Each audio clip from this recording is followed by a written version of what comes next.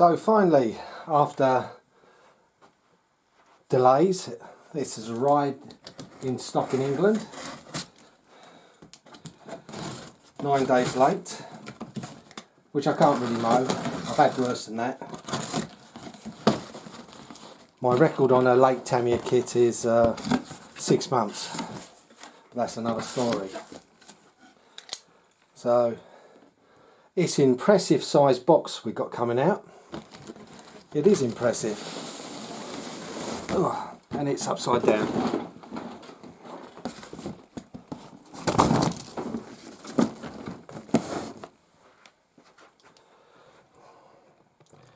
There it is, the squash fan.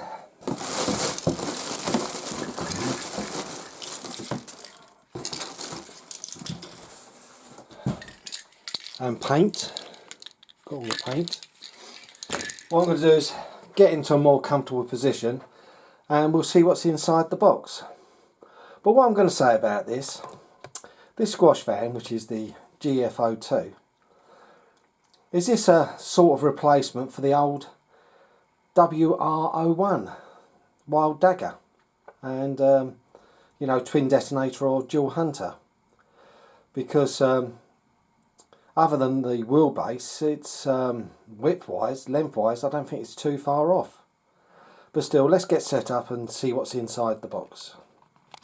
I should apologise doing this on the settee, but I'm not going out in the shed today and it's too cold to do it in there. It is absolutely freezing again.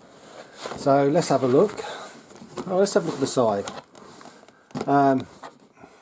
Shows just the basic servo, double wishbone suspension, electric motor included, which I don't know which one. It says electronic speed controller not included, but being a British one it should be. And there's the information on the other side, what you require, and the four-wheel steer conversion kit. Yeah, because this doesn't come with bearings, so I worked out the bearings from the picture on the front of the box, worked out how many was needed and added on the what would be on the outer parts, and it's 32 bearings required of 1150 and 2 to 4 850s, but I'd say 2 more in a sense, because the 850s for the front steering and the other 2 are for the rear if you do the rear. Right, well, a great start. There we go, included ESC, and I'm really pleased. It's their Hobbywing version. Love these things because it's a Hobbywing. Absolutely blinder. Very good, Tamiya, putting that in. Now let's start on the far side. There's the chassis, which you'll see in more detail when I do the long build. It is quite a bit different, and it's quite interesting how they got like this girder tube roll cage construction. I do like that. So they're the chassis sides. Next we've got the parts for the bumper. Quite interestingly, 2 bumpers. That's a bonus. It's the shop parts. There's a motor guard, again 2 of. Seems to be the body posts. 2 lots of servo mounts, which is a softer plastic. Well, I prefer that. That'd be good. But then it can be a negative if it comes undone. And there's other little spacers and things on here. But like I said, that will show up in the build. Now the generic, this dates back to the 90s because it is a TL01 parts tree, because it's TL01 steering and rear hubs and the caster blocks. So these are donkey's years old, because it's even got, look, the covers for the front to rear 4-wheel drive on the TL01A, where these go over the shaft each end with the bevel gears.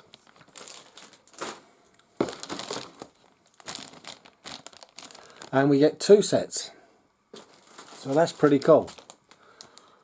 That's to allow for the rear steer. Advantage is, straight away you've got spare blocks and spare steering blocks. Spare parts, bonus. Here's the suspension parts. Now these are different. These were not, I weren't quite expecting these, but I've got a feeling they line up with the earlier suspension from the Wild Willy 2, unless they're wider. I don't know, are they an in-between size? Thing I'll have to look into, because the thing I was wondering is, could you put the wishbones off a Wild Dagger and the drive shafts and make it a bit wider on the wheelbase? Oh, and there's two lots of them, so there's lots of suspension parts. Now these wheels are in white this time. They were white on, if I remember, the twin detonator, but these wheels first came out on the Wild Dagger. Well, it's the first time I ever saw them on anything, and I'm pretty certain the Wild Dagger is where these originate. And they are directional, so it's not super important, but it's nice to have them running the correct way. And then we've got the bits bag. And what we've got in here.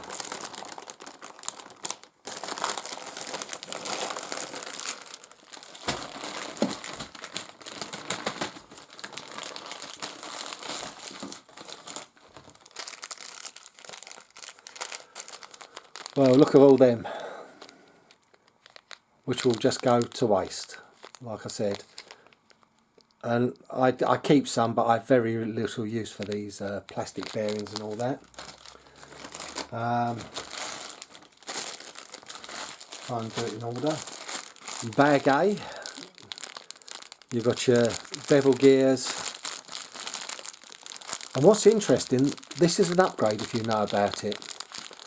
Tubes instead of shafts. Now normally you fit shafts like these. They're on the Wild Dagger, they were an upgrade to make it lighter, and it seems like, except for one metal one, a couple of metal ones, they are sort of lightweight ones. That's nice. And a tube of ceramic grease. They like their ceramic grease, but I'll be using my usual stuff, the marine grease, which is waterproof. Prefer it, and I know I won't run out. Bag B, more screws, drive cups, drive shafts. But I'm definitely thinking these are now, could be an in-between size. But like I said, I'm not quite sure.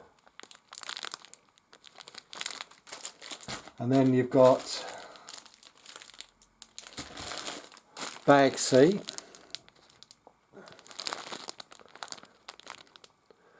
You've got your springs and a few more bits and bobs to do with the suspension. And then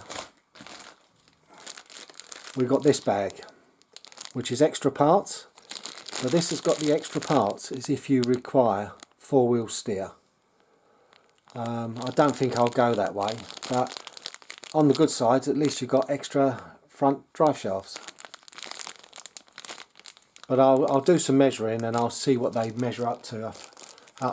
I've got a cut track down which has got the GFO1, so we'll see how much different the width is on the drive shafts. So that is all the bits out of the bag, apart from one thing. What motor did we get? Because I've not looked yet. And it's just a silver can. Would have been nice to have a torque tune, but yeah, it is a bit disappointing at the price range when you think how much this is. No torque tune motor. But now let's look in this bit, and that is a beauty. It is a body that's on the size of the Wild Dagger lengthwise, I would say. Really cool. They've cut the wheel arches, so all you've got to do is score around the lower section and pop it off. that is a great time saver. Very pleased, very happy with that. Like I said, there's so many positives. We've got the very hard Tamiya tyres from the Blackfoot, but we'll see what they're like on it, because you know I'm not much for changing my tyres too much. And then we've got this box here, which is sealed. And what's in this little bit here? I'm going to say probably gears, because we've not seen any gears yet, have we?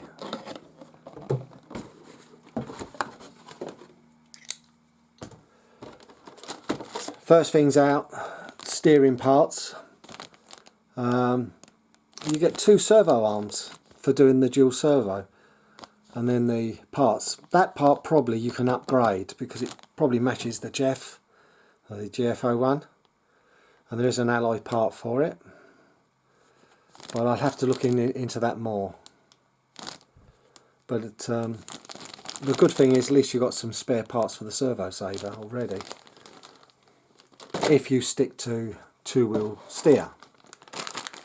Major gear bag, and like I said, these gears, except for the diffs, the transfer gears, these are all generic Wild Dagger, Wild Willie gears.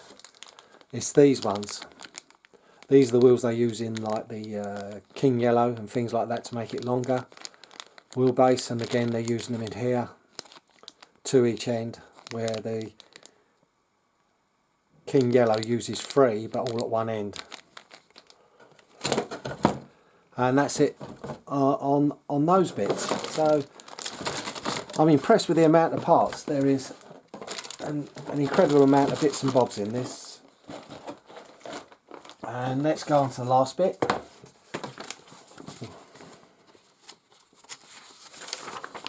We've got order sheet, which is useless to us just about. There's the manual.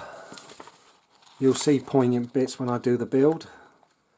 And something I'm going to point out, which I've already pointed out many times, different to what they show. And then here they are, the decals. They're going to take some doing. I'm not keeping as you saw, the paints to the stock colour, but there is a lot of decals to fit to the truck. So my first thoughts is there is a lot in the box, but then at over £200 it's not exactly a cheap kit, but this does come with the ESC, so it will be that little bit dearer straight away over the American one. So like I said, I'll be doing so many parts per build series all the way through. The only bit I probably won't show is the body because it's complex, and I'll rather paint that. It'll be painted off and decaled off because I don't want to screw up the decals. And I'll be truthful with this, is if I'm going to make a mistake, it is when I'm filming and talking at the same time. But the chassis, you'll see it fully built all the way through, and it's going to be just about stock except for bearings and if I can find a pinion.